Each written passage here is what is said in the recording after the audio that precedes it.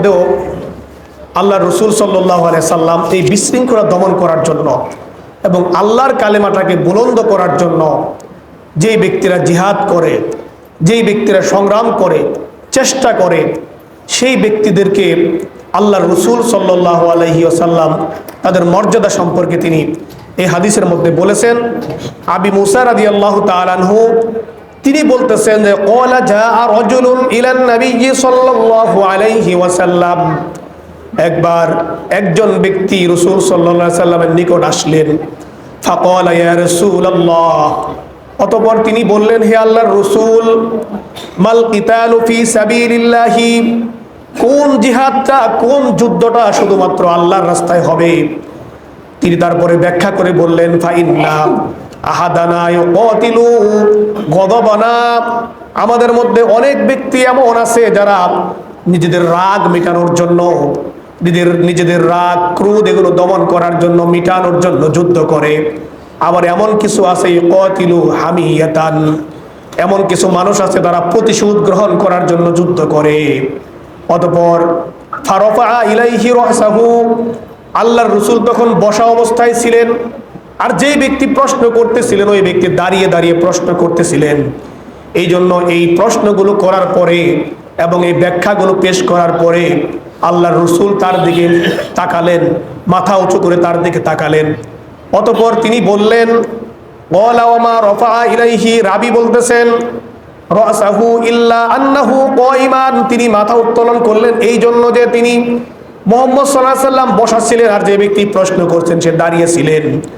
এই কথার উত্তর দিতে গিয়ে রাসূল সাল্লাল্লাহু আলাইহি সাল্লাম তার দিকে তাকিয়ে বললেন, ফাকালা মান ক্বাতালা লিতাকুনা কালিমাতুল্লাহি হিয়াল উলিয়া, যেই ব্যক্তি শুধুমাত্র আল্লাহর দ্বীনকে, আল্লাহর কালেমাকে, আল্লাহর কোরআনকে, আল্লাহর বিধানকে, আল্লাহর আইনকে, আল্লাহর যত নির্দেশনা আছে এগুলোকে উচ্চকিত করার জন্য, এগুলোকে প্রতিষ্ঠিত করার জন্য যারা যুদ্ধ করে, জিহাদ করে, ফাহুয়া ফি সাবিলিল্লাহি আযজা ওয়া জাল্লা, শুধুমাত্র তাদের জিহাদটাই আল্লাহর জন্য কবুল হবে। সুবহানাল্লাহ বলেন সবাই একবার। মূলত এই হাদিসটা বলার উদ্দেশ্য হচ্ছে, এই হাদিসে রাসূল সাল্লাল্লাহু আলাইহি সাল্লাম যুদ্ধ করার ক্ষেত্রে যেই বিষয়গুলো লক্ষ্য রাখতে বললেন, যেই বিষয়গুলো ভিন্ন ধর্মাবলম্বীর সঙ্গে আমাদের আচরণ করার ক্ষেত্রে যেগুলো লক্ষ্য রাখতে বললেন, সেটি হচ্ছে এই যে একটা পরিস্থিতি তৈরি হয়েছে, হিন্দুরা, ইসকনরা আমাদের মসজিদের উপর আক্রমণ করেছে, এখন তাদের বিরুদ্ধে একটা উত্তেজনা চলছে। এইরকম পরিস্থিতিতেও কি করা যাবে না, এইরকম পরিস্থিতিতেও নিজের আগের কোনো রাগ মিটানোর জন্য তাদের সঙ্গে যুদ্ধ করা যাবে না, তাদের উপর আক্রমণ করা যাবে না। নিজের কোনো প্রতিশোধ নেওয়ার জন্য, এই ইস্যুটাকে কাজে লাগিয়ে নিজের কোনো প্রতিশোধ নেওয়ার জন্য তাদের উপর আক্রমণ করা যাবে না।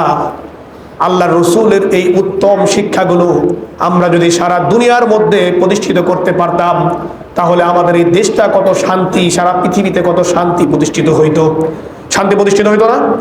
মানে যুদ্ধের সময়ও আল্লাহ রসুল বললেন যে তোমরা যদি মনের হিংসার কারণে, প্রতিহিংসার কারণে তোমরা যদি কোনো মানুষকে, কোনো অমুসলিম ব্যক্তির উপর আক্রমণ করো, সেটা কি হবে না? আল্লাহর জন্য হবে না। তোমাদের এই চেষ্টা প্রচেষ্টাটা আল্লাহর জন্য হবে না, তোমাদের এই সংগ্রামটা আল্লাহর জন্য হবে না। আমাদের দেশে অনেক এরকম হয়।